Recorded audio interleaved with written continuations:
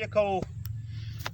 دا پروژه کښې 2 کسان دلته په دې بدیو کې په دې دښمنیو کې د صحابه ځوانانو مشران لاړل.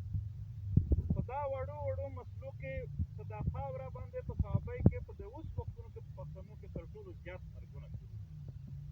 نو زمونږ ملګري به هم ستاسو هم چې د ټولو دا یو کوشش لګیا شي چې دا وړې وړې د ځمکې مسلې دي. یو بله مسلې ده د دې د حل دپاره که جرګه کېږي که سوال منت کوي چې دا ټول وکړو او د دغې شي نه د دغې مرض نه د خپل وطن د خپله صحابۍ د خپل خلک خلاص کړو.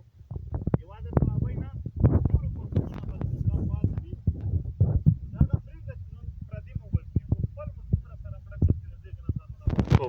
خدای دې جان عالم ته جنت ور نصیب کړي او خدای پاک دې زموږ وطن نور د بدامنیو نه او د بدبختیو نه وساتي. امین.